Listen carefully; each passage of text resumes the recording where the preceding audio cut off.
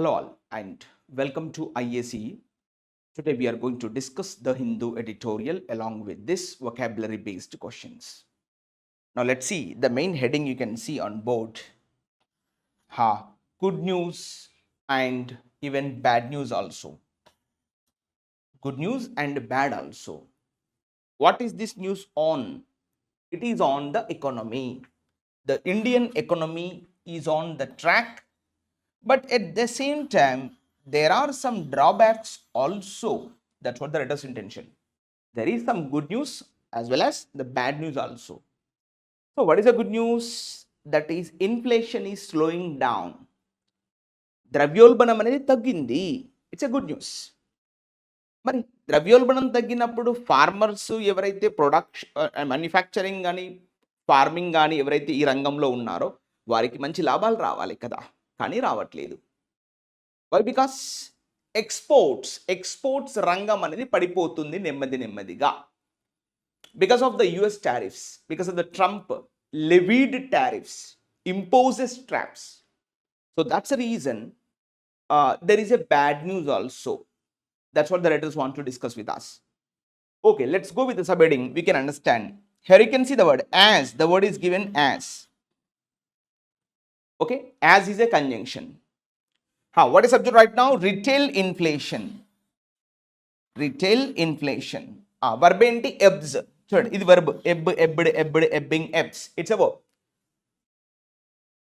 So retail inflation ebbs. Ebbs means slows down, retreats, going back. Actually ఇది అలల విషయంలో వాడతాం. ద టైడ్స్ అండ్ ఎబ్స్ అంటాం. అలలు వెనక్కి తగ్గడాన్ని ఏమంటాం? ఎబ్బింగ్. సో ఇన్ఫ్లేషన్ అనేది తగ్గింది, కానీ at the same time what the government needs to do? Yes, the government verb చూడండి, must focus. దేని మీద ఫోకస్ చేయాలి? must focus on improving farmer income. Improving on farmer income. Farmers యొక్క ఆదాయం పైన కూడా గవర్నమెంట్ దృష్టి సారించాలి. ఎందుకంటే ఇన్ఫ్లేషన్ తగ్గింది. ఇన్ఫ్లేషన్ తగ్గడం అంటే వస్తు సేవల ధరలు తగ్గుతున్నాయి. వస్తు సేవల ధరలు తగ్గుతున్నాయి అంటే సామాన్యుడు కొనగలిగినటువంటి పరిస్థితిలో ఉన్నాడు. మరి వాటిని తయారు చేసేటువంటి ఫార్మర్స్ కావచ్చు, మ్యానుఫ్యాక్చరర్స్ కావచ్చు, మరి వారికి కూడా మంచి లాభాలు ఉండాలి కదా. సో దానిపైన గవర్నమెంట్ దృష్టి సారించాలి అని రైటర్ యొక్క ఉద్దేశం. Now let us take the vocabulary based questions a bit. Afterwards we go to the passage. Now you see, this is the first word we have seen, inflation.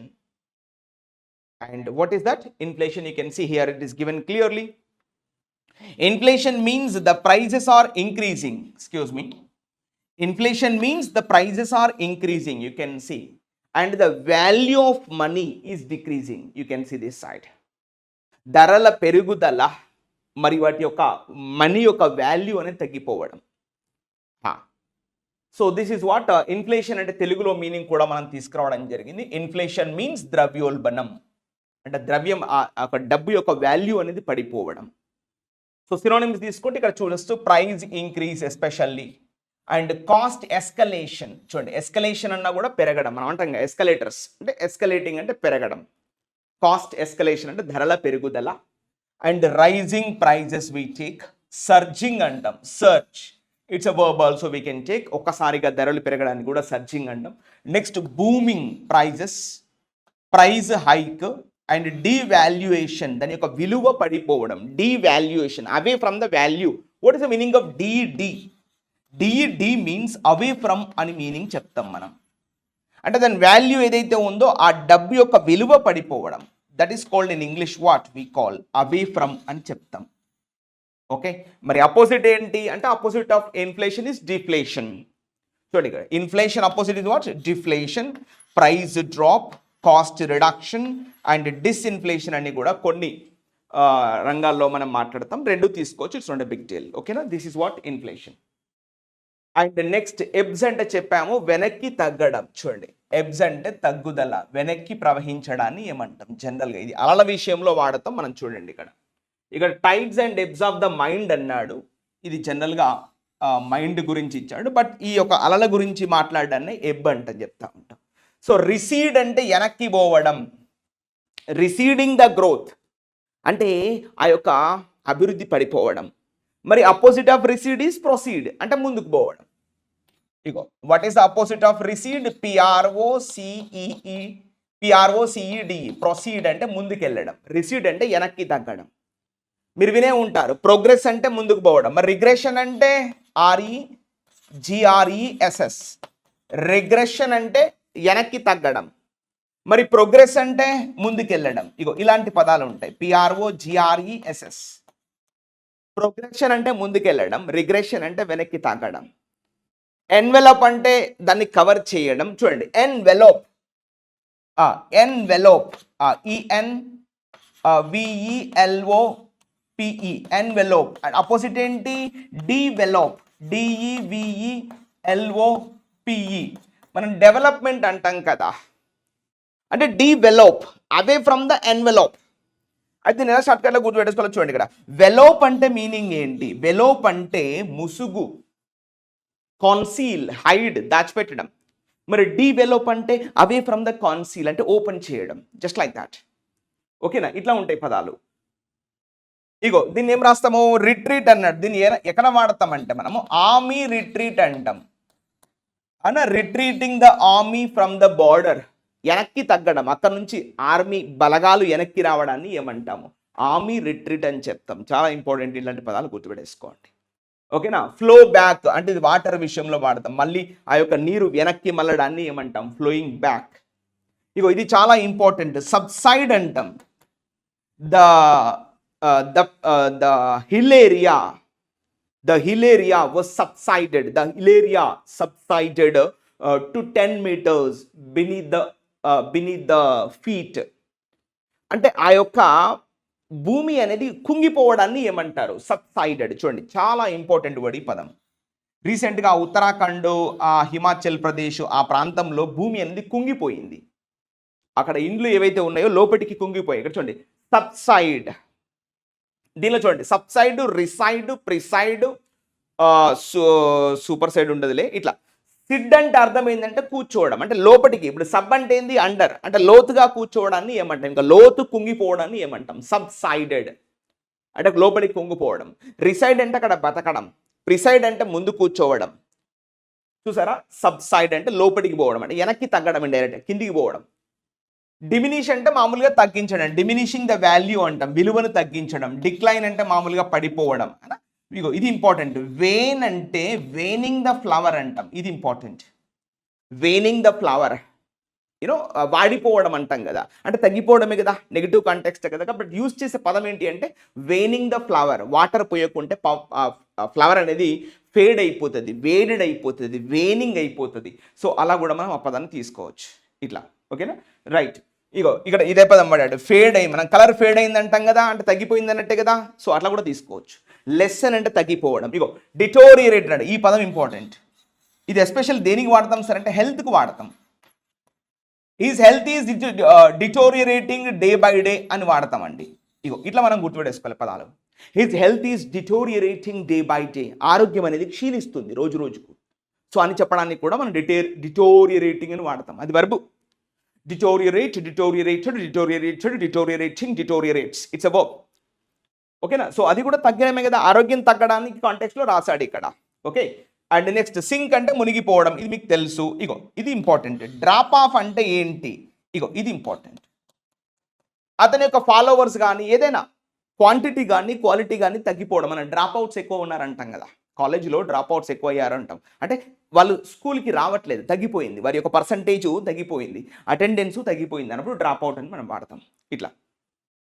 So sync అంటే మునిగిపోవడం మీకు తెలుసు. Next antonyms తీసుకుంటే మనకు ఇది చాలా important. ఇప్పుడు చూడండి, flow back అంటే వెనక్కి పోవడం. మరి ముందుకు పోవడాన్ని ఏమంటాం అంటే ఫ్లోయింగ్. ఇది మనకు తెలుసు. ఇప్పుడు సర్జ్ ఇంత ముందు రాసాం. సర్జ్ అంటే పెరగడం. ఓకే. రైజ్, అడ్వాన్స్, గ్రో ఇవన్నీ నార్మల్ వర్డ్స్. రైజ్, ఇంక్రీజ్ ఇవి మీకు తెలుసు. స్వెల్ అన్నాడండి. స్వెల్ అంటే ఉబ్బడమే కదా, ఆ కాంటెక్స్ట్లో రాశాడు. ఇది నథింగ్, ఎస్కలేట్, సర్జ్. ఇది ఇంపార్టెంట్. యాంప్లిఫైయింగ్ ద కెపాసిటీ అంటాం మనం. దాన్ని ఎలా వాడతారంటే మనం అంటాం కదా చిన్నప్పుడు, ఇది యాంపల్ వైర్ బాక్స్ అంటాం కదా. అంటే దాని యొక్క కెపాసిటీని పెంచడాన్ని ఏమంటాం? Ample evidence. యాంపుల్ అంటే plenty, abundant, full, complete, total, పుష్కలంగా ఉండడాన్ని ఏమంటారు అంటే యాంపుల్. మనం అంటాం కదా చిన్నప్పుడు యాంపుల్ వైర్ బాక్స్ అంటాం కదా, అంటే సిగ్నల్ రాకపోతే దాన్ని పెడితే మనకు కావాల్సిన సిగ్నల్స్ వస్తాయి. We call that word is amplifier box అని చెప్తా ఉంటాం. అయితే ఇప్పుడు యాంప్లిఫై అని రాశాడు కదా, ఇప్పుడు డిఫరెన్స్ చెప్పండి. Very simple. Ample and amplify, what is the difference? Meaning is same. Ify అనే పదం ఎక్కడైతే వస్తుందో దీని అర్థం ఏంటి? Which is the verb. మనం యాంపుల్ వైర్ బాక్స్ అంటే, ఇప్పుడు యాంపుల్ అంటే అర్థం ఏంటి? Adjective. We have the ample evidence, సరిపడా ఆధారాలు ఉన్నాయి అతన్ని జైల్లో పడేయడానికి అని చెప్తా ఉంటాం. That's called ample evidence. Evidence is called what? Noun. Evidence నేను చెప్తాం noun. Then what is ample? Adjective. Just like that. Amplify నా సారీ ఇప్పుడు ఏమన్నాం? Amplify verb, ample adjective, and you see that amplification noun. So meaning ఈ same. So like this ఈ పదాలని ఈ విధంగా ఆకలింపు చేసుకోవాలి, అవి మన భాషలోకి తెచ్చుకోవాలి. Then you feel comfortable and whatever the question comes in the exam you feel happy. Okay, so ఇది. అండ్ నెక్స్ట్ ఈ పదం చూడండి, ప్లంబెటెడ్ అనే ఒక పదం ఇవ్వడం జరిగింది, మీరు బోర్డు పైన చూస్తున్నారు. యాక్చువల్గా దీన్ని ఏమంటారంటే ప్లంబ్ అంటారండి. ఈ గోడలు కట్టేటప్పుడు ఆ లెవెల్ చూడడానికి దాన్ని కిందికి దార విడుస్తారు, దాన్ని ఏమంటారంటే ప్లంబ్. ఈ ప్లంబ్ అనే పదం మీదకి వెళ్ళే ఈ పదం వచ్చింది, ప్లంబెటెడ్ అనే పదం వచ్చింది. ఈ ప్లంబెటెడ్ అంటే అర్థం ఏంది? అకస్మాత్తుగా పడిపోవడం, ఒక్కసారిగా ధరలు పడిపోవడాన్ని ఏమంటారు? ప్లంబెటెడ్ అని చెప్తాం. చూడండి, సో ఈ ప్లంబెటెడ్ అనే పదం మెడికల్ వచ్చింది, అక్కడ నుంచి వచ్చింది, ప్లంబ్ అనే పదం నుంచి రావడం జరిగింది. అంటే ఒక్కసారిగా ధరలు పడిపోవడం అన్నట్టు. ఫినాన్షియల్ సెక్టార్లో ఈ పదాన్ని వాడతాం మనం. అంటే ఈ పదం ఎక్కడికి వెళ్ళి పట్టుకొచ్చాడు? ఇగో ఈ పదం నుంచి పట్టుకొచ్చాడు, ప్లంబ్ అనే పదం నుంచి తీసుకొచ్చాడు. అంటే అది ఇట్లా కిందికి అది కొంచెం బరువుగా ఉంటుంది. నాకు తెలిసి ఒక 100 గ్రాములు అట్లా ఉంటుంది అనుకుంటా, 100-150 గ్రాములు ఉంటుంది. అది లెవెల్ చూడడానికి, అన్ని ఇటుకలు సమానంగా ఉన్నాయా లేవని లెవెల్ చూడడానికి దాన్ని వాడతారు అన్నట్టు. అది వదిలేస్తే సడన్గా కిందికి పడిపోతుంది, ఒక్కసారిగా కిందికి పడిపోతుంది. అందుకే దాని పేరు మీద దీన్ని పట్టుకొచ్చారు, plummeted, plummeting, plummets, like this we check. Okay, ఇక్కడ మనం పదం తీసుకుంటే డ్రాప్డ్, ఇవన్నీ చిన్న చిన్న పదాలు మీకు తెలుసు. ఇది డ్రాప్డ్, ఫెల్, డిక్లైన్డ్, డిప్డ్, టంబుల్డ్. ఇది ఇంపార్టెంట్. టంబుల్డ్ అన్నా కూడా పడిపోవడం, టంబ్లింగ్ డౌన్ అంటాం. అంటే ఒక్కసారిగా ఇలా నడుస్తూ కింద పడిపోవడం, దట్స్ కాల్డ్ టంబ్లింగ్, పడిపోవడం. అది కూడా. ఇక క్రాష్డ్ అంటే ఫెయిల్యూర్, మీకు తెలుసు. శాంక్ అంటే V2 of sink, sank, decreased V2, collapsed, slumped, ఇవన్నీ మీకు తెలుసు. ఇది ఇంపార్టెంట్. Nose dived. ఇప్పుడు నోస్ డైవ్ అంటే, ఇప్పుడు నోస్ అంటే ముక్కు కదా, డైవ్ అంటే ఇలా దూకడం. అంటే ఇలా ఒక్కసారి, ఇప్పుడు ఏదైనా ఈతగాళ్ళు కానీ, గజ ఈతగాళ్ళు కానీ, ఏదైనా బంగీ జంప్ చేసే వాళ్ళు ఏం చేస్తారంటే they nose dived into the valley. అంటే ఇలా ముక్కు సూటిగా లోపడి పోవడాన్ని ఏమంటామంటే నోస్ డైవ్డ్. ఇలా మనం తీసుకుంటాం. అంటే ఒక్కసారిగా కిందికి పడిపోవడం, నోస్ డైవ్డ్ అనే పదాన్ని అంటే ముక్కు సూటిగా కిందికి డైవ్ చేయాలని, that's called nose dived. Next took a nose dive. ఇగో ఇది కూడా సేమ్ లాజిక్ ఇచ్చాడు. ఇది V2, ఇది ఇంకొక పదంగా రాశాడు. వెంట్ డౌన్ అంటే గో డౌన్. ఇవన్నీ సినోనిమ్స్గా తీసుకుంటాం. ఇక నెక్స్ట్ యాంటోనిమ్స్ వచ్చేసి రోజ్ అంటే పెరగడం, ఇవి ఇంక్రీజ్డ్, క్లైంబ్డ్. సో ఇది important. The prices are soared అంటే ఒక్కసారిగా ధరలు పెరగడాన్ని ఏమంటాం? Soaring the prices. స్పెల్లింగ్ చూసుకోండి, SOAR. Soared, soaring, soars. అయితే దీని మీద ఇంకొక పదం ఉంది మనకు, SOUR అంటాడు. అది సవర్, SOUR అంటాడు. That tamarind is really sour, yeah, I don't want to taste that. అది చాలా పుల్లగా ఉంది, నాకు వద్దు please. That's called sour, SOUR. This is what SOAR. See the difference. So surged అంటే ఒక్కసారిగా పెరగడం అని చెప్పాము, ఇది ఇంపార్టెంట్. ఇది చూడండి, skyrocketed. This is also very important. Yes, what we call this is sky rocketed. Sky అంటే ఏంది? ఆకాశం. రాకెట్ అంటే ఏంది? వెరీ ఫాస్ట్గా వెళ్తుంది కదా ఆకాశంలోకి రాకెట్.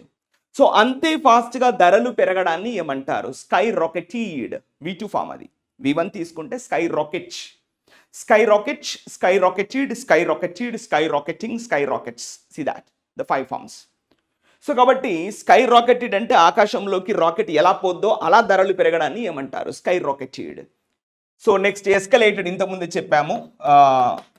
నెక్స్ట్ షూటప్ అన్నాడు. ఇది యాక్చువల్గా V2 ఫాము. మీరు V1 తీసుకుంటే shoot up. Shoot up, shot up, shot up, shooting up, shoots up. Shoot up అంటే ఒక్కసారిగా పైకి రావడం. The saplings are slowly shooting up. నెమ్మది నెమ్మదిగా బయటికి పొడుచుకు వస్తున్నాయి ఆ యొక్క చిన్న చిన్న ఏమంటాం సాప్లింగ్స్, మొక్కలు. ఆ గింజల నుంచి వాటి యొక్క అది పొడుచుకు వస్తుందని చెప్పడాన్ని షూటప్, పైకి రావడం. ఇట్లా. సో జంప్డ్ అంటే ఒకసారిగా పైకి దూకడం. గ్రూ అన్నా కూడా పెరగడం. ఇది టేక్ ఓడవలేఫ్ రావాలి. Take off. టేక్ ఆఫ్ అంటే ఒకసారిగా పైకి లేవడం కదా గాల్లోకి. The flight has taken of just now. Take off, took off, taken of, taking of, takes of. అర్థం ఒకసారిగా పైకి లేవడం. సో ఈ విధంగా తీసుకుంటాం. ఓకే, ఇవన్నీ కూడా సినోనిమ్ ఆఫ్ ద వర్డ్ ప్లమ్మేటెడ్, అవి యాంటోనిమ్స్. క్లియర్? అండ్ నెక్స్ట్ చూడండి, ఇది చాలా ఇంపార్టెంట్. డ్యాంపెనింగ్ అనే ఒక పదం ఉంటుంది. ఇది మనకు ఒకటి ఇడియం కూడా మనకు రాస్తా ఉంటాడు. అది రాస్తా చూడండి. డ్యాంప్ స్క్విబ్ అంటాడండి. Damp squib, SQUIB. ఈ పదం మీరు చూసే ఉంటారు. డ్యాంప్ స్క్విబ్ అంటే అర్థం ఏంటి అంటే, స్క్విబ్ అంటే తారాజువా, క్రాకర్ ఉంటుంది కదా, ఫైర్ క్రాకర్, మనము దీపావళికి ముట్టిస్తాం కదా. సో అది తడిచిపోయింది అనుకో, we call that is damp squib. Damp అంటే ఏంటంటే టు బికమ్ వెట్. పదన అంటాం కదా మనం. కాస్త వెట్గా ఉంది, అపోజిట్ ఆఫ్ డ్రై. డ్రై అంటే ఎండిపోయిందని, వెట్ అంటే పదనగా ఉందని అంటాం మనం జనరల్గా. ఎస్ అను. సో డ్యాంప్ స్క్విబ్ అంటే పదనగా ఉన్నటువంటి తారాజువా, ఆ క్రాకర్ వత్తి అంటాం కదా అది. సో అంటే అది నీరు గారిపోయింది, అంటే అది పనికి రాకుండా పోయింది. మనం ముట్టేగానే పైకి పోవాలి కానీ పోవట్లేదు, అంటే damp squib, useless act, failure act అని మనం చెప్తాం అన్నట్టు. సో ఇదే పదాన్ని ఇక్కడ పట్టుకొచ్చిండండి. డ్యాంపెనింగ్ అంటే కాస్త తగ్గిపోవడం, మందగించడం అని చెప్తా ఉంటాం. అంటే కాస్త లోవర్, రెడ్యూస్ అయిపోవడం. మనం అంటాం ఇప్పుడు ఇది వెహికల్ డ్యాంపెనింగ్ అని కొంచెం ఫేమస్గా ఈ మధ్యలో మనకు మార్కెట్లో కనబడుతుంది, మీరు కూడా చూసే ఉంటారు. వెహికల్ డ్యాంపెనింగ్ అంటే ఏంటంటే సౌండ్ ప్రూఫింగ్.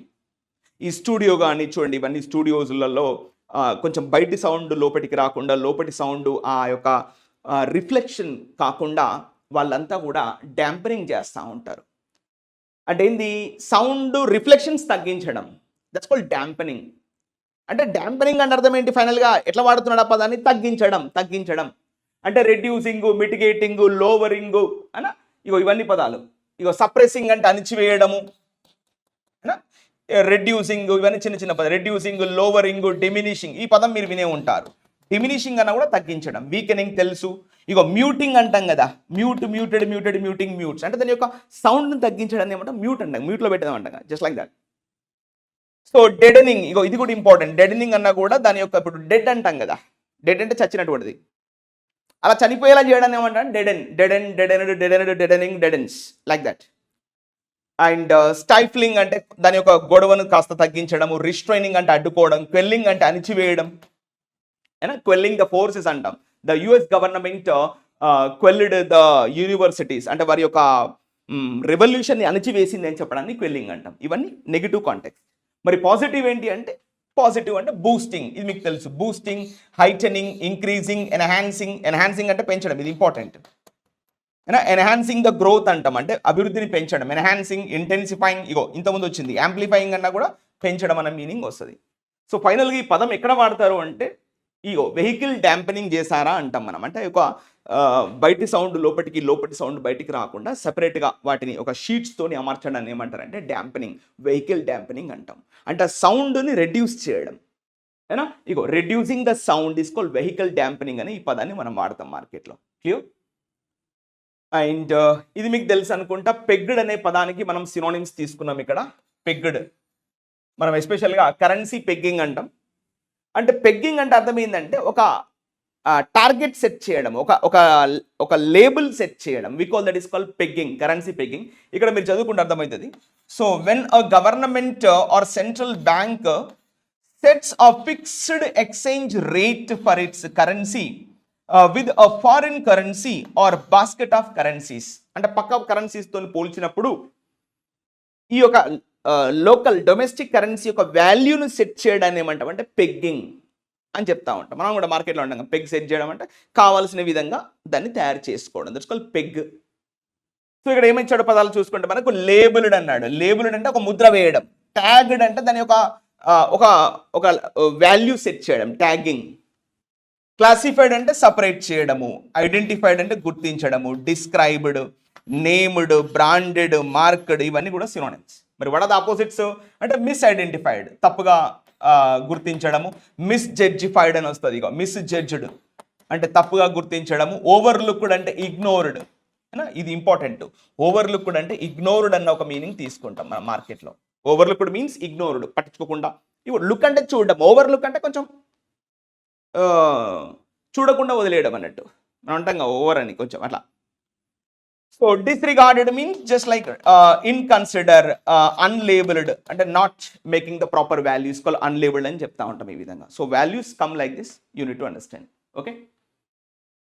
అండ్ నెక్స్ట్ చూడండి, ఇక్కడ వూపింగ్ అనే పదానికి మనం ఒక ఫిగరిటికల్ రిప్రజెంటేషన్ తీసుకొచ్చాము. వూపింగ్ ఫిష్, దీన్ని ఎలా రాస్తారంటే ఓ యార్ ఇట్స్ ఎ వూపింగ్ ఫిష్. ఒక పెద్ద ఫిష్ అంటే మామూలు ఉండే సైజులో ఉండాలి, 2-3 కిలోలు ఉంటే ఓకే పర్లేదు. కానీ 50-60 కిలోలు ఉంటే దాన్ని ఏమంటాం అంటే oh my god it's a whooping fish, I caught a whooping fish. ఒక పెద్ద ఇంత పెద్ద సైజులో ఉన్నదని ఏమంటారంటే వూపింగ్ ఫిష్ అని రాస్తారు. So something looks very gigantic, tremendous, అనా shocking, outrageous, astonishing, mind blowing. So ఇవన్నీ కూడా ఇంపార్టెంట్ పదాలుగానే మనం స్వీకరించాలి. ట్రెమెండస్ అంటే we have many we have much of value something, we call tremendous benefits అని చెప్తా ఉంటాం. సో అవుట్రేజియస్లీ బ్యాడ్ అంటాం, ఇది కొంచెం నెగిటివ్ కాంటెక్స్లో వాడతాం. ఓ యార్ that the Sudan government did outrageously bad to its citizens, the bad activities did to its citizens, they are all called outrageously bad activities. Okay, ఈ విధంగా అస్టానిషింగ్గా, షాకింగ్, ఒక్కసారిగా షాకింగ్ గురవడానికి కూడా మనము హూపింగ్ అని చెప్పొచ్చు. మైండ్ బ్లోయింగ్ అంటాం కదా, or it's a mind blowing performance అంటే హూపింగ్ పర్ఫార్మెన్స్ చెప్పొచ్చు. ఈ విధంగా ఓవర్వెల్మింగ్, ఇగో ఇది ఇంపార్టెంట్. ఓవర్వెల్మింగ్కి అపోజిట్ ఏం చెప్తాము, అండర్వెల్మింగ్ అని రాయొచ్చు. ఏం రాయొచ్చు, అండర్వెల్మింగ్ అంటే కొంచెం not that much shocking or something great, very low. Phenomenal అంటే which is something very great. Stupendous, very high valued. Breathtaking అంటాం కదా, మరి అంటే ఒక్కసారిగా శ్వాస తీసుకున్నటువంటి ఓ యార్ it's a breathtaking performance అంటే ఒక్కసారిగా ఊపిరి ఆగిపోయిన పని ఏంటి తెలుసా అని చెప్పడానికి కూడా బ్రెత్ టేకింగ్ అని చెప్తా ఉంటాం ఈ విధంగా. And opposite words come generally, you see that small, not that much gigantic, small, tiny, trivial, petite. ఇక మనం అంటాం కదా, మనము పెట్టి క్యాష్ అంటా ఉంటాం, మన ఇంట్లో పెట్ డాగ్ అంటాం, ఒక చిన్న కుక్క పిల్ల, we call that is a pet dog, petty cash. Pet is something related to very small in size, we call that is a pet. ఇక మోడెస్ట్ అంటే medium, simple, mediocre, DIOCRE, mediocre, simple, normal, not that much significant, very insignificant is called moderate, medium, small, tiny, trivial, petty. So ఇవన్నీ కూడా మనం యాంటోనిమ్గా తీసుకోవచ్చు. Opposite of gigantic, tremendous, huge, mind blowing, astonishing, shocking, stupendous, breathtaking performance. ఇగో వీటికి opposite అవి తీసుకుంటాం. ఈ పదాన్ని మనకు వాడాడు, హూపింగ్ అని పదం వాడాడు, చూపిద్దాం మనం. సో నెక్స్ట్ ఇది ఒక ఇడియోమెటిక్ ఎక్స్ప్రెషన్ మనకి ఇచ్చాడు ఇవాళ ఎడిటోరియల్లో. మేక్ అ లివింగ్ అంటే బతకడానికి డబ్బులు సంపాదించుకోవడం. So make a living refers to earning money or income through work or A job in order to support one self financially. It generally means the amount of money someone earns to cover their basic needs such as food, housing and other living expenses. తినడానికి, ఉండడానికి, కట్టుకోవడానికి, ఇట్లా బతకడానికి కావాల్సిన డబ్బును సంపాదించడాన్ని ఏమంటాం, make a living. So ఒక example తీసుకుంటే ఇక్కడ he works as a carpenter to make a living. అతను బతకడానికి ఏ పని చేసుకొని బతుకుతున్నాడు, ఒక కార్పెంటర్, ఒక వడ్రంగి లాగా. ఇక్కడ మీరు చూస్తే ఫోటోలో ఇలా బతకడాన్ని ఏమంటారు అంటే just like to make a living అని చెప్తా ఉంటాం. So she struggles to make a living as an artist. ఓకేనా. సో ఆర్టిస్ట్గా పెద్దగా డబ్బులు రావట్లేదంట, బతకడానికి కావాల్సిన డబ్బులు ఏం రావట్లేదంట. So finally she struggling a lot in her field అని చెప్పేసి ఈ విధంగా పదాలు. We have understood vocabulary, we have discussed almost 24 minutes we have spent here. Okay, so now we go to the editorial session. So now you understand how to read that one and JPC. So now let's read this, we get the clarity. Right, let's read from here. Okay, India's March retail inflation was down. Down means lower, తక్కువైపోయింది. Was down to a near 6-year low of 3.4%. ఎంతకు తగ్గింది అంటే 3.4%కు తగ్గింది retail inflation. ఎక్కడో ఉండేది but తగ్గింది. It's a good news that we need to understand. ఓకేనా, inflation పెరిగితే ప్రమాదం కానీ తగ్గితే ప్రమాదం ఏంటి? So it's a good news అన్నట్టు ఇండైరెక్ట్గా. So comma making it almost certain that reserve bank of India will cut its bank's lending rate further over the next few monetary policy committee meetings. You see this up to here, full stop. That means one sentence is finished. Now in this sentence, what is subject? India's March retail inflation. Now we are sitting in April. Yes or no? So now March retail inflation, what happened? Was down, taggindi. Was down, taggindi. ఎంతకు తగ్గింది అనేది ఇక్కడ to a 6-year లో, 6 సంవత్సరాల కనిష్టానికి పడిపోయి ఎక్కడ కూర్చుంది అంటే ఆఫ్ 3.34% దగ్గర కూర్చుంది. ఇది గుర్తుపెట్టేసుకోవాలి మరి. వాల్యూ ఎంతకు తగ్గింది, వాల్యూ ఎంత అని అడిగితే 3.34%కు తగ్గింది, అక్కడ కూర్చుంది. ఇంతకు ముందు ఎంత ఉండేది అనేది మనం చూద్దాం, మనకి ఇస్తాడు డేటా. సో ఇప్పుడు మెయిన్గా what is subject? India's retail inflation was down, that's it. Clear, తగ్గింది, దట్స్ ఆల్. సో ఇప్పుడు చూడండి, కామా ఇచ్చాడు. సో ఆ తగ్గడం ఏదైతే ఉందో దానివల్ల ఎలాంటి పరిణామాలు చోటు చేసుకున్నాయి, దానివల్ల ఏం జరిగింది? ఇగో ఇక్కడ ఇస్తున్నాడు, మేకింగ్ ఇట్ ఆల్మోస్ట్ సర్టైన్. ఇగో ఇది జెరెండియల్ ఫ్రేజ్గా తీసుకుంటాం, మేకింగ్ ఇట్ ఆల్మోస్ట్ సర్టైన్. మరి తగ్గుదల ఏదైతే ఉందో, సర్టైన్ మీన్స్ ప్రూఫ్, కన్ఫర్మ్ అయిపోయింది. Certainty, not uncertain. Making it certain, making it confirm, making it right, making it proof, making it base. దీన్ని ఆధారంగా చేసుకొని దాని యొక్క మీనింగ్ అన్నట్టు ఇక్కడ. Making it a proof, making it a base. దీన్ని ఆధారంగా చేసుకొని ఆర్బీఐ ఏం చేస్తుంది? Making it almost certain that. ఇప్పుడు that is called a conjunction. RBI ఏం చేయబోతుంది? ఇప్పుడు మళ్ళీ ఈ ఫ్రేజ్లో ఒక దట్టు తీసుకొని మళ్ళీ సబ్జెక్ట్ వర్బ్ రాశాడు ఇక్కడ. Now unit to focus on the subject verb agreement. So the reserve bank of India, RBI, ఇది సబ్జెక్ట్గా తీసుకుంటా. ఆ వర్బ్ ఏంటి? Will cut. విల్ కట్ అంటే ఫ్యూచర్లో కట్ చేయబోతుంది, కట్ చేస్తుంది. In the future, not right now. Reserve bank of India will cut. ఏం cut చేస్తుంది? It's banks lending rate. Lending rate అంటే ఏంటి? అప్పులు ఇచ్చేటువంటి ఆ శాతం, ఆ యొక్క వడ్డీ రేట్ ఏదైతే ఉంటుందో దాన్ని తగ్గించబోతుందంట. ఇది ప్రూఫ్, ఇది ఆధారము అని రైట్ అంటున్నాడు.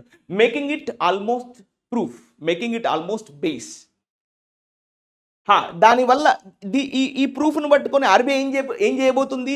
Will cut it's banks lending rate further.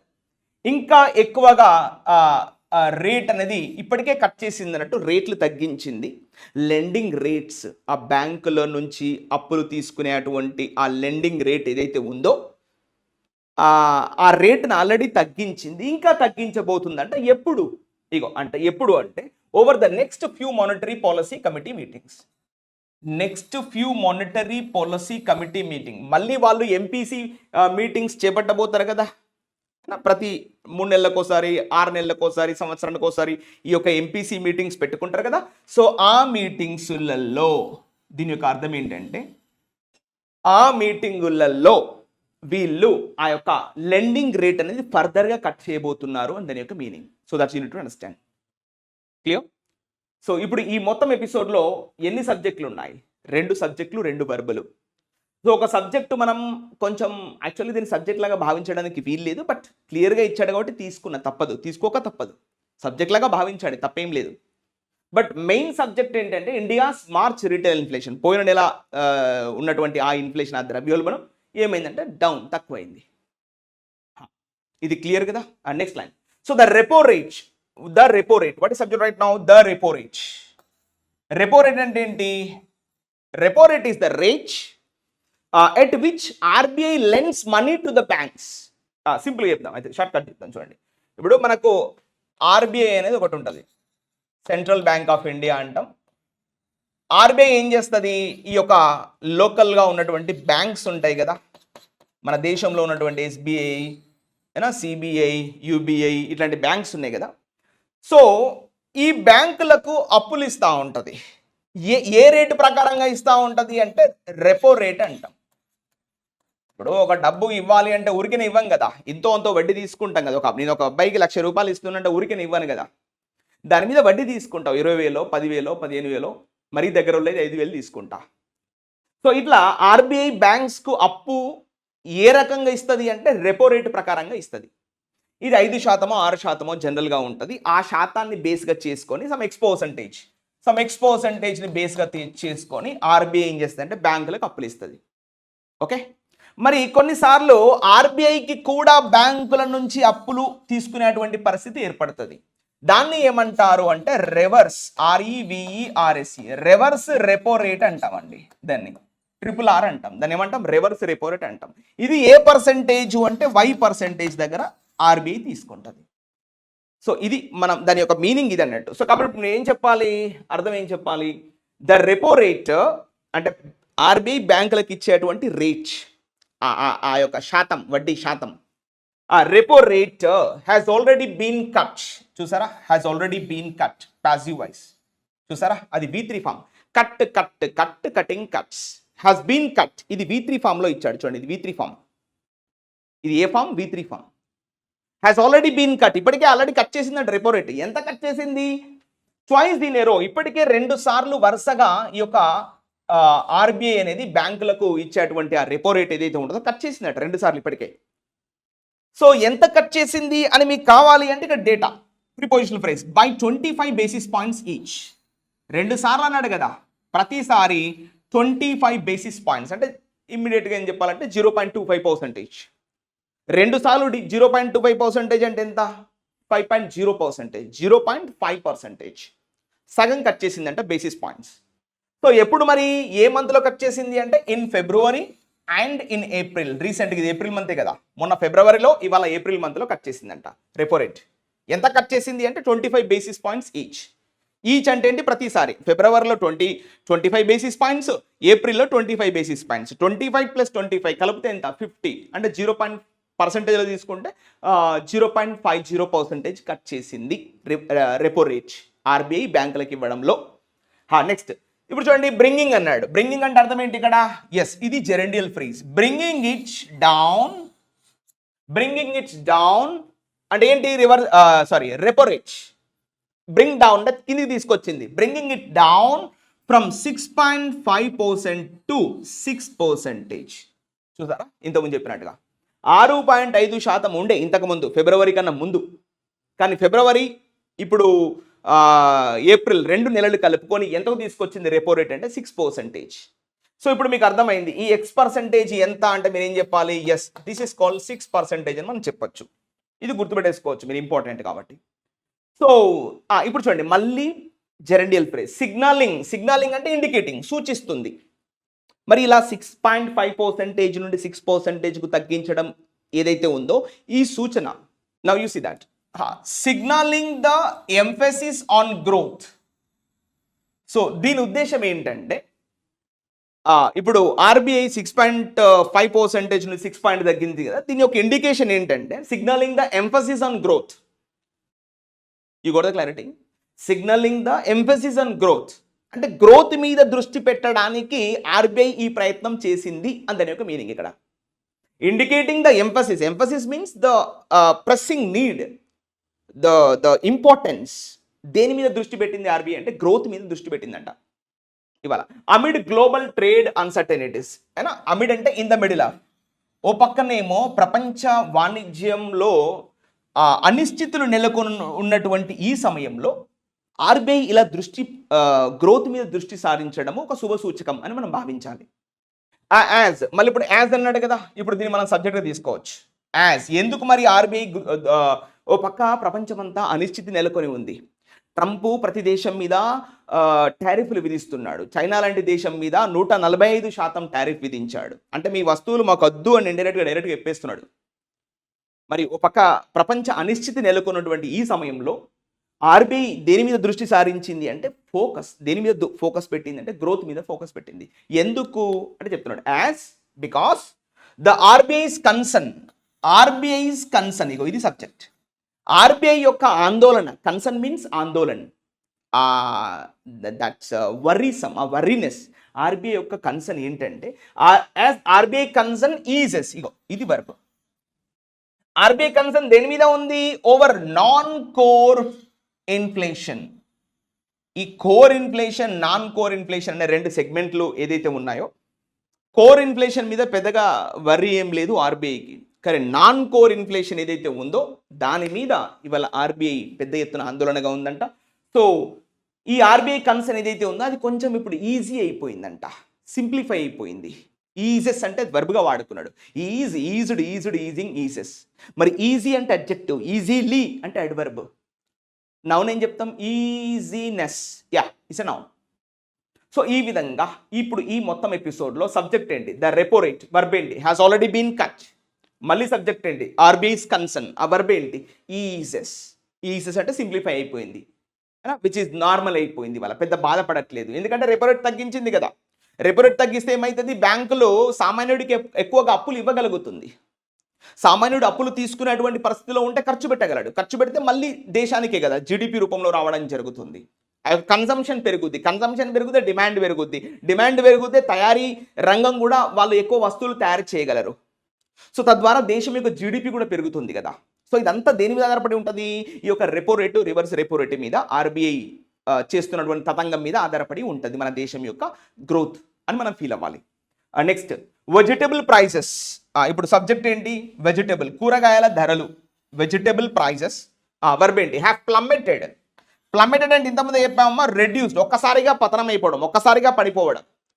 Vegetable prices have plummeted over the past 4 months.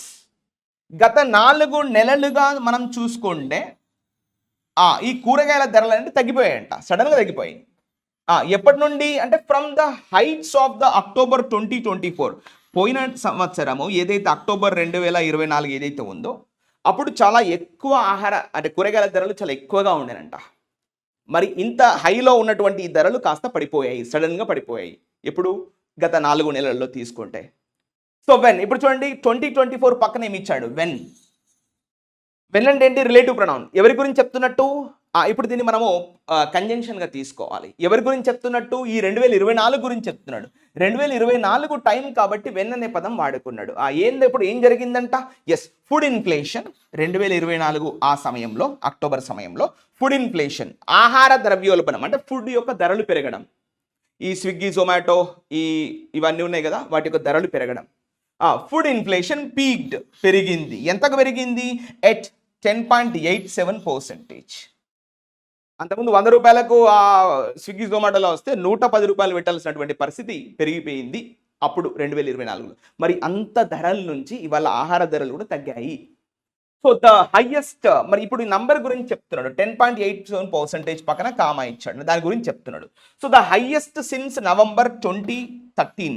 2013 నుంచి మనం కనుక లెక్కలు బయట పెడితే అప్పటి నుండి ఈ 10.87% అక్టోబర్ 2024లో ఇంత ఎత్తున పెరిగాయి కదా, ఇది చాలా ఎక్కువ అంటాడు యొక్క ఉద్దేశం. ఎప్పటి నుంచి? 2013 నుంచి తీసుకుంటే గత 10 ఏళ్లలో ఇండైరెక్ట్గా 10 ఏళ్ల తర్వాత ఫుడ్ ఇన్ఫ్లేషన్ అంతగానం పెరిగింది. మరి ఇంత పెరిగినటువంటి ఈ ఫుడ్ ఇన్ఫ్లేషన్ గత 3-4 నెలల నుంచి మళ్ళీ తగ్గిందంట. ప్లమ్మేటెడ్ అంటే పడిపోయింది. వెజిటేబుల్ ధరలు పడిపోయాయి. టమాటా తిప్పి కొడితే 10 రూపాయలకు దొరుకుతుంది బయట. బీరకాయలు, సొరకాయలు తిప్పి కొడితే 40 రూపాయలు, 30 రూపాయలు దొరుకుతున్నాయి. అంటే వెజిటేబుల్ ధరలు తగ్గాయా, పెరిగాయి? తగ్గాయి. అదే మీనింగ్. డీటెయిల్స్ ఇచ్చాడు అక్కడ. అండ్ నెక్స్ట్ ఫుడ్ ఇన్ఫ్లేషన్, మళ్ళీ సబ్జెక్ట్ మాట్లాడుతున్నాడు. Food inflation in March. ఈ ఆహార ద్రవ్యోల్బణం అంటే ఆహార ధరల పెరుగుదల. వర్బ్ ఏంటి? ఫెల్, పడిపోయింది. Fall, fell, fallen, falling, falls. ఎప్పుడు? In March. ఇప్పుడు వాళ్ళు ఎక్కడ ఉన్నాం? ఏప్రిల్లో ఉన్నాం. Food inflation in March fell to, ఎంతకు పడిపోయింది? ఆహార ద్రవ్యోల్బణం అంటే ఫెల్ టు 2.69%. ఎంతకు పడిపోయింది? 2.69%. Aided by contraction. చూడండి, అంటే ఫుడ్ ఇన్ఫ్లేషన్ ఎంతకు పడిపోయింది అంటే 2.69% పడిపోయింది. ఎప్పుడు? అంటే ఎయిడెడ్ బై. ఎయిడెడ్ బై అంటే సపోర్టెడ్ బై. సపోర్టెడ్ బై ఎంతకు సపోర్ట్, ఎవరు సపోర్ట్ చేశారు? సపోర్టెడ్ బై ఒక contraction in the prices of vegetables. ఇది కథ. ఒక కాంట్రాక్షన్ అంటే ఏంది? మళ్ళీ తగ్గుదల. ఏం తగ్గుదల?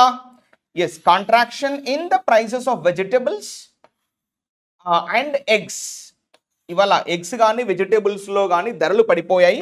అండ్ పల్సెస్ అంటే ఏంటి, ఈ యొక్క పప్పు దినుసులు, ఈ red gram, green gram, black gram అంటాం కదా, so we call them pulses.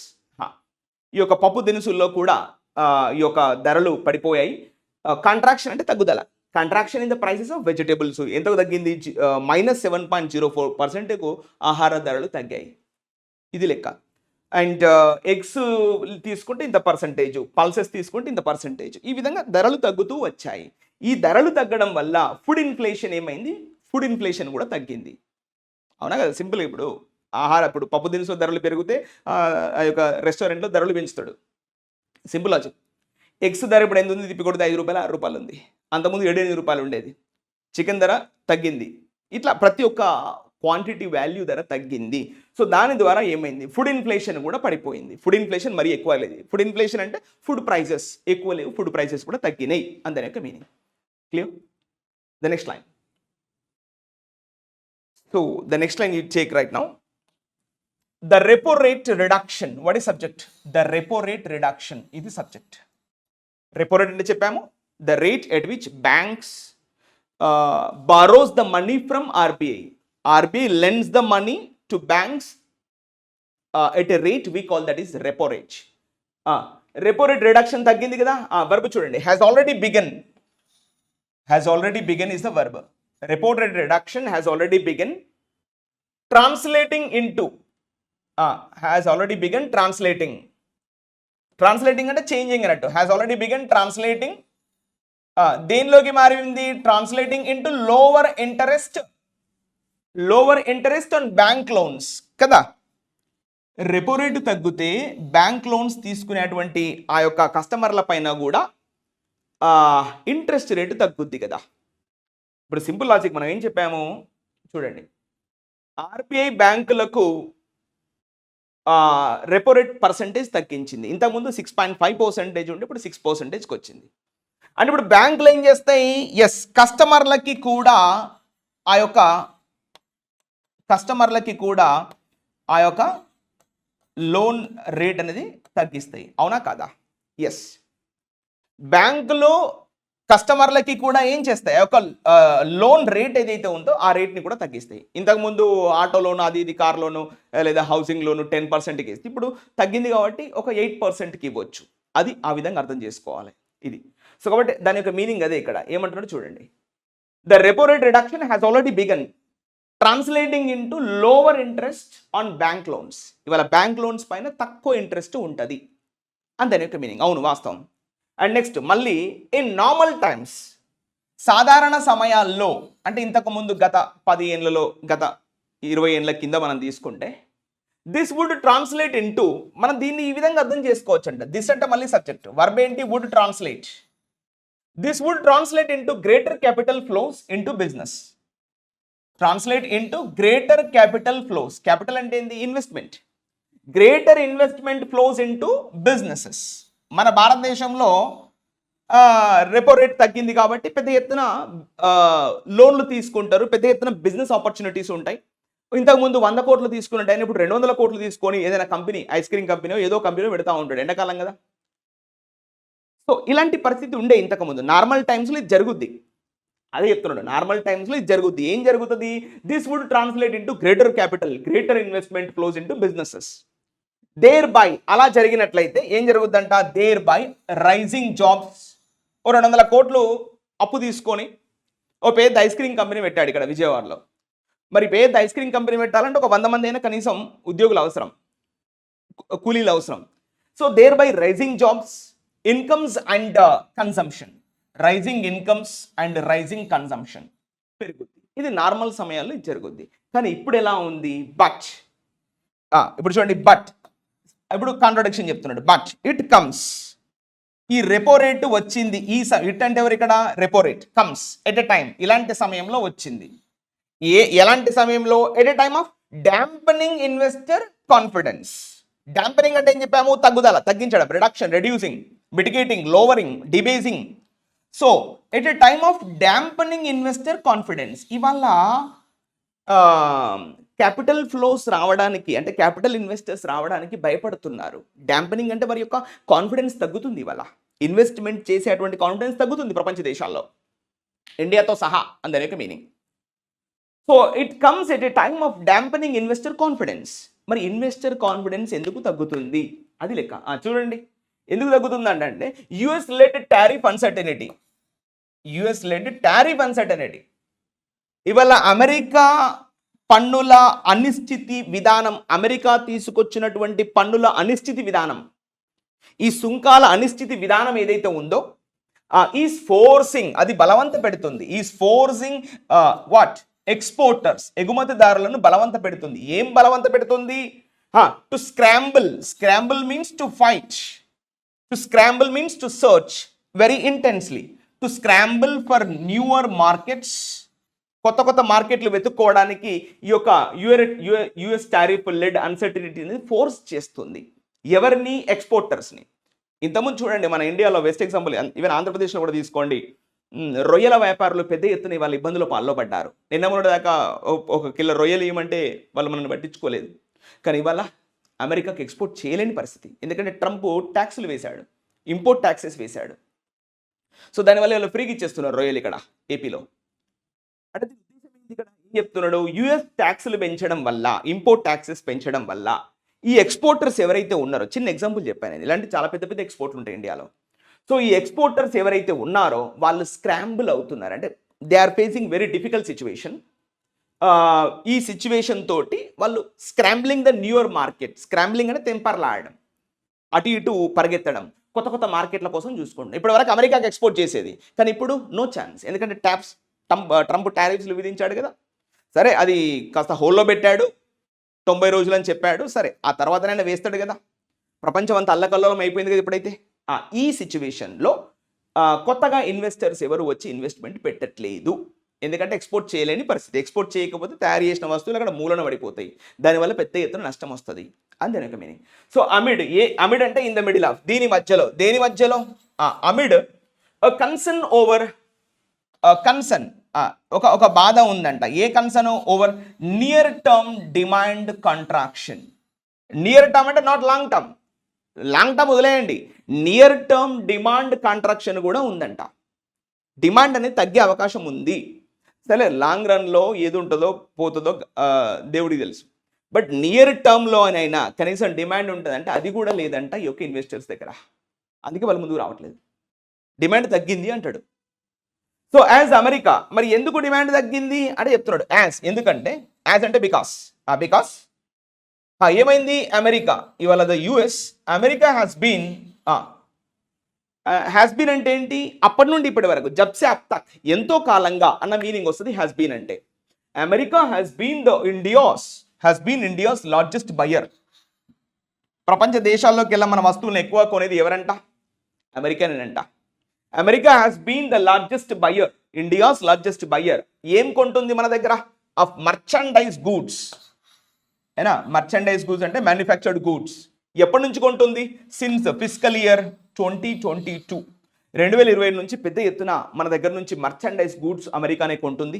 మరి సడన్గా ట్యాక్సులు విధించడం వల్ల, ఇంపోర్ట్ ట్యాక్సెస్ వేయడం వల్ల, సో ఈ ట్యాక్సులు భరించలేక, కావాలనుకున్నటువంటి డబ్బు రాలేక మన ఇండియన్ ఎక్స్పోర్టర్స్ అందరూ కూడా చతికిలు పడిపోయారు ఇవాళ అని దాని యొక్క మీనింగ్. క్లియర్? అది నెక్స్ట్ వన్, ఈజింగ్ ఇన్ఫ్లేషన్. సరే ఇవాళ ద్రవ్యోల్బణం అనేది సరళతరం చేయడం ఏదైతే ఉందో, ఈజింగ్ ఇన్ఫ్లేషన్ కుడ్ రైజ్, పెంచొచ్చు, writer is giving the possibility, could rise domestic consumption. Domestic consumption అంటే దేశీయ పరంగా వినియోగం పెరగొచ్చు. అండ్ మరియు ఇండియాస్ స్లగ్గిష్ అంటే very slow, very not that much very fast, very normal, medium, very slow. India sluggish industrial production. India అనడంలో వీళ్ళు number 1 ఉంటారు, ఇట్లాంటి పేపర్ వాళ్ళు కానీ ఇట్లాంటి వాళ్ళు. ఓకేనా? India sluggish industrial production. ఇవాళ మన ఇండస్ట్రియల్ ప్రొడక్షన్ అనేది పెద్ద ఎత్తున ఏం లేదు, అది కూడా చాలా నెమ్మదిగా నడుస్తుంది. ప్లస్ డొమెస్టిక్ కన్సంప్షన్ను పెంచడానికి ఇన్ఫ్లేషన్ని ఈజీ చేయడం ఏదైతే ఉందో ఒక మంచి శుభ పరిణామం అని రైటర్ భావిస్తున్నాడు. ఈజింగ్ ఇన్ఫ్లేషన్ కుడ్ రైజ్, పెంచొచ్చు domestic consumption. And India sluggish industrial production. మన ఇప్పుడు ప్రొడక్షన్ ఏదైతే నెమ్మది ఇప్పుడు మేక్ ఇన్ ఇండియా ప్రోగ్రామ్ అది అని తీసుకొచ్చారు కదా, అది కూడా పెద్ద ఎత్తున ఏం లేదు. బట్ ఈ నెమ్మదత్వం ఏదైతే ఉందో, ఈ ఇన్ఫ్లేషన్ని కాస్త తగ్గిస్తే ఆ స్లగ్గిష్ ప్రొడక్షన్ కూడా కాస్త ఫాస్ట్ ప్రొడక్షన్ అవ్వచ్చు, స్విఫ్ట్ ప్రొడక్షన్ అవ్వచ్చు అని రైటర్ భావిస్తున్నాడు. ఈ విధంగా ఆల్రెడీ తగ్గింది, మరి తొందరగా బూస్ట్ చేస్తే బాగుంటుంది మనం భావించాలి. క్లియర్? అది next line. So what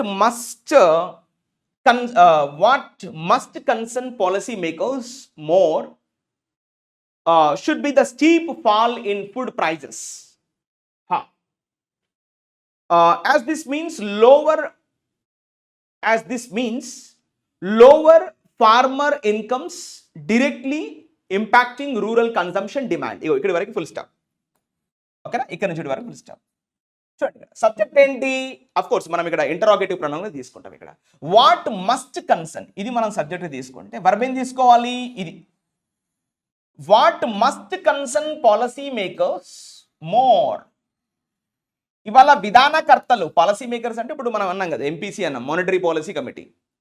they are called policy makers. అంటే వాళ్ళే కదా పాలసీలు డిజైన్ చేసేది, గవర్నమెంట్ కదా, ఆర్బీఐనే కదా పాలసీ డిజైన్ చేసేది. ఈ రిపో రేట్ పెంచాలా తగ్గించాలా, రివర్స్ రిపో రేట్ పెంచాలా తగ్గించాలా అని డిసైడ్ చేసేది ఎవరు? ఈ యొక్క విధానకర్తలే కదా, పాలసీ మేకర్సే కదా. సో వారందరినీ వల్ల ఎక్కువగా ఆలోచింపజేయాల్సినటువంటి అంశం ఏంటంటే ఇట్లా, this is the way to understand what must concern policy makers. ఇవాళ విధానకర్తలను ఎక్కువగా ఆందోళన పెడుతున్నటువంటి అంశం, పెట్టాల్సినటువంటి అంశం ఏంటంటే షుడ్ బి. ఇగో ఇది మళ్ళీ ఇప్పుడు ఇది మొత్తం ఒక సెంటెన్స్గా తీసుకోవాలి. ఇది మొత్తం what must concern policy makers more. మళ్ళీ వర్బ్ ఇది తీసుకుంటాం, షుడ్ బి. అది మొత్తాన్ని ఒక యూనిటీ లాగా తీసుకొని దీని వర్బ్ ఇదిగా తీసుకుంటాం. What must concern policy makers more should be, ఇది ఇలా ఉండాలి. ఏంటంటే should be the steep fall. Steep అంటే వెరీ వెరీ వెరీ వర్టికల్, అంటే very very accurate, very correct. Steep fall in food prices. ఇవాళ ఆహార ధరల్లో పెద్ద ఎత్తున పతనం అనేది మనం చూస్తున్నాం. ఇవాళ టమాటా ప్రైస్ ఏంది? 10 రూపాయలకు రావడం ఏంది దారుణంగా పోతే. ఇవాళ బీరకాయలు సొరకాయల ధరలు 20-30 రూపాయలకు దొరుకుతున్నాయి. ఆహార ధరలు పడిపోయాయా లేవా? పడిపోయి. సో ఇన్ ఫుడ్ ప్రైసెస్ ఆహార ధరలు పడిపోయినప్పటికీ రెస్టారెంట్లలో మాత్రం ధరలు పడిపోవు. మీరు చూడండి, బయట టమాటా ధరలు 10 రూపాయలు ఉన్నా రెస్టారెంట్లో ఉండే కాస్ట్ ఉంటుంది, వాళ్ళు మాత్రం తగ్గించారు. సో ఇది గమనించాలి మనం. సో కాబట్టి ఇన్ ఫుడ్ ప్రైసెస్ యాజ్ అంటే బికాస్, ఎందుకంటే దిస్ మీన్స్, దీని అర్థం ఏంటంటే ఇప్పుడు దిస్ అంటే మళ్ళీ సబ్జెక్ట్, మీన్స్ అంటే verb. This means lower farmer incomes. ఇప్పుడు చూడండి, ఫుడ్ ప్రైసెస్ పడిపోతున్నావంటే దాని అర్థం ఏంటి? రైతు ఎవరైతే రైతు పండించే పంట ఏదైతే ఉందో వారి యొక్క ఆహార ధరలు పడిపోతున్నట్లు లెక్క. So this means lower farmer incomes. రైతు యొక్క ఆదాయం పడిపోతున్నట్టు లెక్క. అవునా కదా? ఎస్. టమాటో ధరలు 10 రూపాయలు ఉన్నాయంటే రైతు ఏం లాభం పొందుకుంటాడు? నథింగ్ అని మనం అర్థం చేసుకోవాలి. సో డైరెక్ట్లీ ఇంపాక్టింగ్, ఇది ఎవరి మీద ప్రభావం చూపిస్తుంది? ప్రత్యక్షంగా directly impacting rural consumption demand. అంటే ఇప్పుడు మనకు రూరల్ అర్బన్ అని 2 ఉంటాయి. పట్టణ పల్లె ప్రాంతం యొక్క కన్సంప్షన్ డిమాండ్ ఏదైతే ఉందో అది తగ్గిపోయే అవకాశం ఉంటుంది అని అంటే డైరెక్ట్గా దాని మీద ప్రభావం పడుతుంది అని దాని యొక్క మీనింగ్. ఇండైరెక్ట్గా 10 రూపాయలు మనకు అమ్ముతున్నాడంటే రైతు దళారికి ఎంత ఇస్తున్నట్టు? 5 రూపీస్కే. 5 రూపీస్ పట్టుకొని రైతు ఇంటికి ఏం పట్టుకుపోతాడు? వాటిని ఏం కొనుక్కుంటారు? రైతు ఏం ఖర్చు పెట్టగలడు? సో ఇండైరెక్ట్గా అర్థం ఏంటి? కన్సంప్షన్ పడిపోతున్నట్టే కదా. టమాటో 50 రూపాయలు ఉన్నదంటే చల్తా బాగున్నట్టు లెక్క, క్వింటాలకు 5,000 వస్తాయి లెక్క. మరి 10 రూపాయలు పట్టుకొని రైతు ఏం సాధిస్తాడు? 1000 రూపాయల క్వింటా అమ్మి ఏం సాధిస్తాడు? రైతు ఏం సంపాదిస్తాడు? దానివల్ల కన్సంప్షన్ చేసుకోగలడా? ఏమైనా ఫ్రిడ్జో కూలరో ఏదో కొనాలంటే కొనగలడా? కొనలేని పరిస్థితి. ఇవాళ కన్సంప్షన్ అంటే తగ్గిపోతుంది ఇవాళ రూరల్ ఏరియాలో. సో లాస్ట్ డిసెంబర్ ఒక ఎగ్జాంపుల్ ఇస్తున్నాడు. పోయిన డిసెంబర్ 2024 డిసెంబర్లో మనం ఒకసారి తీసుకుంటే ఏం జరిగింది అప్పుడు? ద గవర్నమెంట్, ఈ ప్రభుత్వం, ఈ ఇండియన్ గవర్నమెంట్, వర్బ్ చూడండి, ప్రొక్యూర్డ్ అంటే కలెక్టెడ్, గ్యాదర్డ్ సేకరించింది. ఏం సేకరించింది ప్రభుత్వం అంటే 8 tons ఆఫ్ టొమాటోస్. 8 టన్నుల టొమాటోస్ సేకరించిందంట. ఎక్కడ? ఇన్ కర్నూల్, ఆంధ్రప్రదేశ్లో ఉన్నటువంటి కర్నూలు జిల్లాలో 8 టన్నుల టమాటోలు సేకరించింది. ఎవరు? గవర్నమెంట్. ఎందుకు మరి అంటే as prices in the local market. చూడండి, యాజ్ ఎందుకు మరి సేకరించింది అక్కడే కర్నూలులో అంటే చెప్తున్నాడు, ప్రైసెస్ ధరలు ఎక్కడ ఇన్ ద లోకల్ మార్కెట్, కర్నూలులో ఉన్నటువంటి లోకల్ మార్కెట్లో, కర్నూలులో ఉన్నటువంటి ఆ లోకల్ మార్కెట్లో ఏమైంది, ఆ ప్రైసెస్ ధరలు ఏమయ్యాయి, ప్లమ్మెటెడ్ పడిపోయాయి. ఎంతకు పడిపోయాయి, ప్లమ్మెటెడ్ టు ₹1 కిలోగ్రామ్. చూసారా, 1 కిలోకి రూపాయంట. ఏం సాధిస్తాడు అని రెడ్డి యొక్క ఉద్దేశం. 1 కిలో టమాటాలకి రూపాయి పెట్టి కొనుక్కొచ్చారంట వాళ్ళు. స్ట్రేంజ్.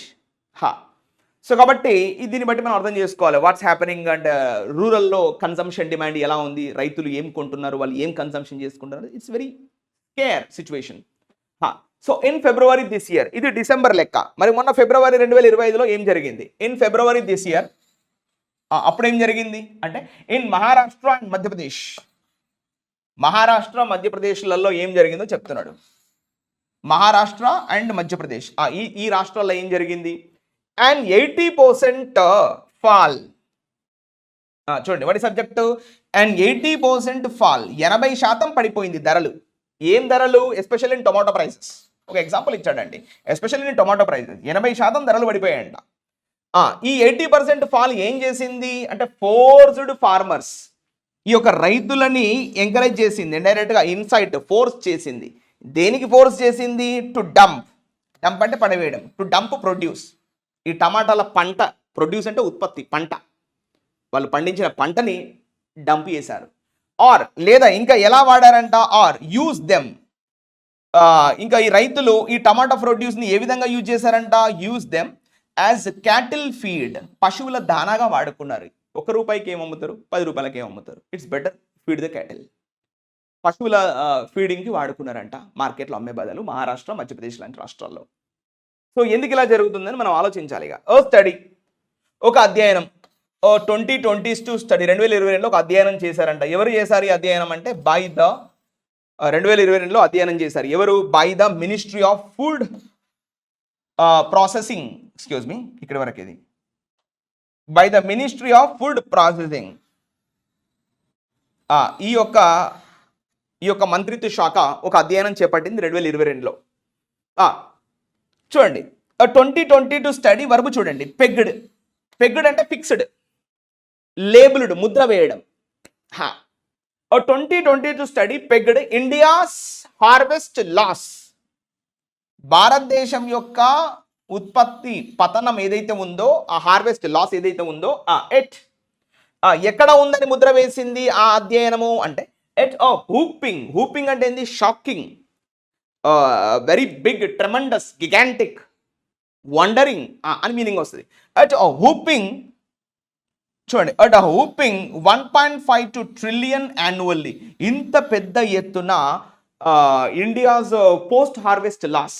అంటే పోస్ట్ హార్వెస్ట్ అంటే పంట కోసిన తర్వాత నష్టం.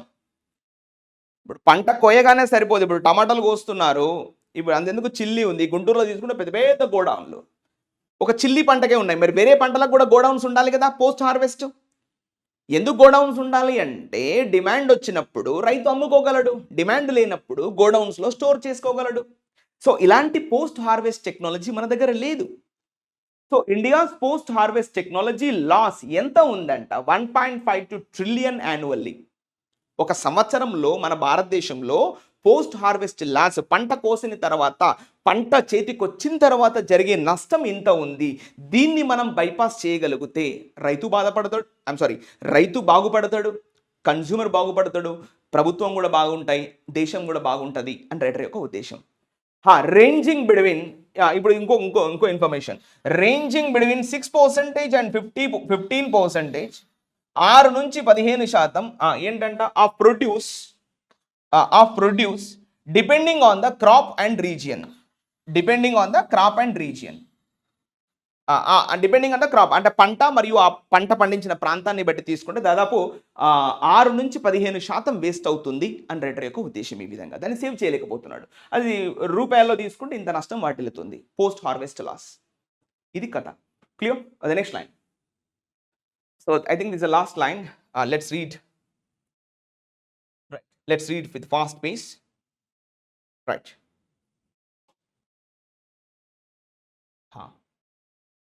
Let's focus on this. Okay, so this is due to, మరి ఎందుకు ఇలా జరుగుతుంది, ఇంత పెద్ద ఎత్తున పోస్ట్ హార్వెస్ట్ లాస్ ఎందుకు జరుగుతుంది మన దేశంలో అంటే దిస్ ఈస్ డ్యూ టు ఎందుకు జరుగుతుంది అంటే this is due to wide spread shortages. పెద్ద ఎత్తున ఈ యొక్క షార్టేజ్ ఉంది ఎక్కడ అంటే ఇన్ కోల్డ్ స్టోరేజ్ ఫెసిలిటీస్. ఈ యొక్క కోల్డ్ స్టోరేజ్ ఫెసిలిటీస్ని అందించడంలో పెద్ద ఎత్తున షార్టేజ్ ఉంది. ప్రభుత్వాలు ముందుకు రావట్లేదు, టెక్నాలజీ సంస్థలు కూడా ముందుకు రావట్లేదు. తద్వారా రైతు పండించిన పంటని కాపాడుకోలేక నష్టపోతున్నాడు అని రెడ్డి యొక్క ఉద్దేశం. And temperature controlled transport for perishables. ఇప్పుడు టెంపరేచర్ కంట్రోల్డ్ ట్రాన్స్పోర్ట్ మనకు మానవులకైతే ఏసీ బస్సులు, ఏసీ కార్లు వచ్చినాయి. ఆ మానవుడు చక్కగా తిరుగుతున్నాడు రోడ్డు మీద ఏసీ కార్లు వేసుకొని. మరి పంట కూడా రావాలి కదా ఏసీ కార్లు, బస్సులు ఏవి. ఫర్ పెరిషబుల్స్ అంటే నాన్ డ్యూరబుల్ గూడ్స్, లైక్ ఇప్పుడు పాలు, పండ్లు, ఇప్పుడు వెజిటేబుల్స్, ఈ టమాటాలు, బీరకాయలు, సొరకాయలు ఇవన్నీ ఉన్నాయి కదా. So they are all called perishable goods, తొందరగా పాడయ్యేటువంటి వస్తువులు. మరి వాటిని కాపాడుకోవడానికి ఈ యొక్క ట్రాన్స్పోర్ట్లో కూడా టెంపరేచర్ కంట్రోల్డ్ అంటే ఏసీ ఫిట్ చేసినటువంటి ఆ టెంపరేచర్ కంట్రోల్డ్ చేసినటువంటి వెహికల్స్ కూడా రావాలి కదా. ఎందుకు రాలేదు? And market ఇన్యాక్సెసిబిలిటీ for farmers. అంతేకాకుండా మార్కెట్ అనేది అసలు యాక్సెసిబుల్గా లేదు రైతులకు. ఈ దేశంలో 50%, 55%, దగ్గర 60% ఉన్నటువంటి ఈ రైతులు, దేశంలో ఉన్నటువంటి రైతాంగానికి మరి సరైనటువంటి ఫెసిలిటీస్ లేవు, బడ్జెట్లో ఆ విధంగా కేటాయింపులు లేవు, అయినా ప్రభుత్వం ముందుకు రావట్లేదు. రైతు పండించిన పంట వేస్ట్ అవుతుంది, తక్కువ ధరకు అమ్మేసుకొని రైతులు నష్టపోతున్నారు. ఈ దేశానికి వెన్నెముకగా ఉన్నటువంటి ఈ యొక్క రైతులే నష్టపోతున్నారు, మిగతా వాళ్ళందరూ బాగుపడుతున్నారు, దళారి బాగుపడుతున్నాడు, రైతు ఉరేసుకొని చనిపోతున్నాడు. సో ఇవన్నీ ఎందుకు అని రైటర్ మాట్లాడుతున్నాడు, కారణాలు చెప్పాడు ఇక్కడ. సిగ్నిఫికెంట్ 86% ఆఫ్ ఇండియన్ ఫార్మర్స్, చూడండి ఇక్కడ, సిగ్నిఫికెంట్ 86% ఆఫ్ ఇండియన్ ఫార్మర్స్. దేశంలో 86% రైతులు. వర్బ్ ఏంటి? మేక్. ఆబ్జెక్ట్ ఏంటి? Make a living. చెప్పాం మేక్ ఏ లివింగ్ అంటే బతుకుతున్నారు. చూడండి నేను 56% అన్నది 86% అంట. Make a living from less than 2 hectares of land. దేశంలో ఇది less than 2 hectares of land. దేశంలో 86% చిన్న కమతాల్లోనే ఇవాళ రైతులు వ్యవసాయం చేస్తున్నారు. 2 హెక్టార్ల కన్నా తక్కువ భూమి ఉన్న వాళ్ళు ఎక్కువ ఉన్నారంట. మరి ఇంత పెద్ద మొత్తంలో ఉన్నటువంటి వీళ్లకు తగిన ఫెసిలిటీస్ కల్పిస్తే తప్ప అని రైటర్ అంటున్నాడు.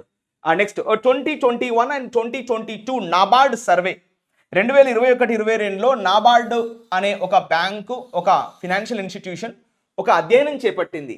పెగ్డ్ అంటే ఏంది? Fixed, labelled, decided. Pegged average monthly agricultural household income. Average monthly agricultural household income. సాధారణంగా సరాసరిగా ఒక రైతు ఇన్కమ్ ఎంత ఉంది అట అంటే ఇగో ఇంత ఉంది. యావరేజ్ మంత్లీ ఇన్కమ్ ఒక నెలకు 13,666 రూపాయలు మాత్రమే సంపాదిస్తున్నాడు రైతు అని దాని యొక్క సర్వేలో బయటపడింది. నాబార్డ్ చేసినటువంటి సర్వే. నాబార్డ్ అంటే ఏంటి? National bank for agriculture and rural development. Next more comprehensive, ఇంకా ఎక్కువ డీటెయిల్డ్గా. మోర్ కాంప్రహెన్సివ్ అంటే మోర్ అండర్స్టాండబుల్. కాంప్రహెన్సివ్ అంటే అండర్స్టాండబుల్. వీళ్ళు కూడా ఒక సర్వే చేశారంట, NSSO వాళ్ళు. 2019లో వీళ్ళు కూడా సర్వే చేశారు. ఈ సర్వే ఎస్టిమేట్స్, అందులో ఏమని బయటపడింది అంటే estimates this to be rupees 10,218 rupees. ఇది 2019 సర్వే ప్రకారం 10,000 సంపాదిస్తున్నారు. 2022 సర్వే ప్రకారం 13,000 సంపాదిస్తున్నారు. అంటే ఒక 3,000 పెరిగిందట రైతుల యొక్క ఆదాయం. చాలా ఎక్కువ అని ఫీల్ అవ్వాలి మనం. సో దీస్ ఫిగర్స్, పైన చెప్పినటువంటి అంకెలు ఏవైతే ఉన్నాయో are verb are lower than those, వారికన్నా తక్కువ. ఎవరికన్నా తక్కువ అంటే ఇన్ అదర్ ఎమర్జింగ్ ఎకనామీస్, వేరే ఆర్థిక రంగాల్లో వస్తున్నటువంటి వారికన్నా చాలా తక్కువ. ఏమిటా రంగాలు అంటే such as China okay. Mexico population ఎంత అంటే జస్ట్ 12 crore అండి, 12 కోట్లు ఉంటాయి. వీళ్ళతో మన కంపారిజన్ ఏంటి? కంపారిజన్ తెలియదు వీళ్ళకి ఎట్లా చేయాలో. బ్రెజిల్ యొక్క పాపులేషన్ ఎంత? 24 కోట్లు. సో కాబట్టి వీళ్ళతో కాకుండా చైనా అన్నాడు, ఓకే ఒప్పుకుంటాం, కానీ బ్రెజిల్, మెక్సికోతో కంపేర్ చేస్తే మనం ఒప్పుకోవద్దు. ఓకేనా? ఫర్ ద కరస్పాండింగ్ ఇయర్స్ అంటే ఆ పైన చెప్పినటువంటి 2019-22 లెక్కల ప్రకారం. నెక్స్ట్ వైల్ అన్నాడు. వైల్ అంటే మళ్ళీ కంజంక్షన్ మీకు తెలుసు. వైల్ రూరల్ కన్జంప్షన్, మరి పట్టణ ప్రాంతంలో వినియోగం ఎట్లా ఉంది అని తీసుకుంటే rural consumption has been rising అంటే పెద్ద ఎత్తున పెరుగుతుందంట సిన్స్ ద కోవిడ్-19 పాండమిక్ ఇయర్స్ అనా 2020, 21, 22 ఆ సంవత్సరాల నుండి మనం తీసుకుంటే కంపారేబుల్గా తీసుకుంటే రూరల్ కన్సంప్షన్ పట్టణాల్లో కాస్త వినియోగం అనేది పెరుగుతుంది. Monthly per capita consumption expenditure for rural areas in physical year 2024 was rupees at 4,122, while urban areas it was about rupees 6,996, indicating the significant gap that must be viewed as an opportunity. చూడండి, that must be viewed as an opportunity. చూడండి, viewed as an opportunity at a time when export growth is expected to be sluggish. ఇది writer final conclusion ఇస్తున్నాడు. ఇది మొత్తం ఒకటే sentence. చూడండి, while అనేది అక్కడ కంజంక్షన్, సబ్జెక్ట్ వచ్చేసి rural consumption has been rising, object అయిపోయింది. మళ్ళీ చూడండి, ఇక్కడ సబ్జెక్ట్ వచ్చేసి ఏది తీసుకుందాం ఇలా, years monthly per capital consumption expenditure for rural areas in physical 2024 was this much. Okay, ఇది మొత్తం తీసుకోవచ్చు సబ్జెక్ట్గా. Monthly per capita consumption expenditure ఇది సబ్జెక్ట్గా తీసుకుంటాం. ఇక్కడ for rural areas in physical 2024 పల్లె ప్రాంతాల్లో మంత్లీ కన్సంప్షన్ అంటే ఒక నెల మన యావరేజ్గా పర్ క్యాపిటా ఒక హెడ్ ఒక తలకాయ ఎంత ఖర్చు పెడుతుందంట పల్లె ప్రాంతాల్లో అంటే వజ్ అంటే అప్పుడు ఇది వరకుగా తీసుకుంటాం. వజ్ ఎంత అంటే రూపీస్ ఇగో ఇంత 4,000 రూపాయలు ఖర్చు పెడుతున్నాను యావరేజ్గా ఒక నెలకి. వైల్ ఇదే సమయంలో ఇప్పుడు వైల్ అంటే మళ్ళీ కంజంక్షన్ తీసుకుంటాం. వైల్ ఇన్ అర్బన్ ఏరియాస్ మరి పట్టణ ప్రాంతాల్లో ఎంత ఖర్చు పెడుతున్నారంట, వైల్ ఇట్ వాజ్ రూపీస్ ఇంత 6,996 రూపాయలు పట్టణ ప్రాంతాల్లో ఒక తలకాయ ఖర్చు పెడుతున్నాడు. ఇది పల్లె ప్రాంతంలో, ఇది పట్టణ ప్రాంతాల్లో, రైట్, అర్బన్ ఏరియాస్. ఇది ఏం సూచిస్తుంది, ఇండికేటింగ్. మరి ఇప్పుడు ఈ నంబర్లు బయటకు పట్టుకొచ్చారు కదా, ఇది 4,000, అది 6,000, దగ్గర 7,000 అంటే 3,000 గ్యాప్ ఉంది ఇక్కడ దగ్గర కమ్సే come.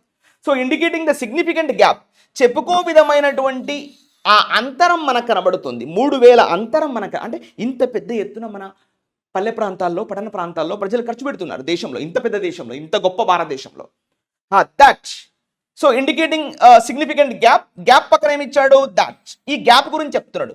That must be viewed అంటే దీన్ని ఈ విధంగా చూడబడాలి. ఈ గ్యాప్, ఈ అంతరం ఏదైతే ఉందో దీన్ని ఈ విధంగా చూడబడాలి. ఏ విధంగా, యాజ్ అన్ ఆపర్చునిటీ, ఇది ఒక అవకాశంగా మనం భావించాలి. ఈ అవకాశాన్ని మనము ఎన్కాష్ చేసుకోవాలి, ఈ అవకాశాన్ని మనము ఉపయోగించుకోవాలి అని రైటర్ ఉద్దేశం. ఎలా ఉపయోగించుకోవాలి, ఎందుకు మాట్లాడుతున్నాడు, ఎట్ ఏ టైం ఇలాంటి ఒక సమయంలో, ఎలాంటి సమయము, వెన్ ఇప్పుడు ఎక్స్పోర్ట్ గ్రోత్, ఇవాళ ఎక్స్పోర్ట్ గ్రోత్ ఎగుమతి వృద్ధి అనేది ఏదైతే ఉందో export growth is expected to be sluggish అంటే slower, to become slow. Export growth పడిపోతున్నటువంటి ఈ సమయంలో నేను ఎగ్జాంపుల్ చెప్పాను ఇంతకుముందు, రొయ్యల వ్యాపారులు ఇంతకుముందు మనం వెళ్ళి అడిగినా కూడా దగ్గరికి కూడా రానివ్వలేదు. మిర్చి వ్యాపారులు గుంటూరులో మనం వెళ్ళి ఒక 10-20 కిలోలు ఇవ్వండి బాబు అని మనం అడిగితే దగ్గరికి కూడా రానివ్వలేదు. కానీ ఇప్పుడు నో ఛాన్స్ టు ఎక్స్పోర్ట్, వాళ్ళు అక్కడ ట్యాక్సెస్ తీశారు గట్టిగా. సో కాబట్టి డొమెస్టిక్గా దేశీయంగానే అమ్ముకుంటే వాళ్ళకు లాభాలు మనకు లాభాలు ఉంటాయి కదా, రొయ్యలు దేశీయంగా అమ్ముకుంటే వాళ్ళకు లాభాలు మనకు లాభాలు ఉంటాయి కదా అని రైటర్ యొక్క ఉద్దేశం.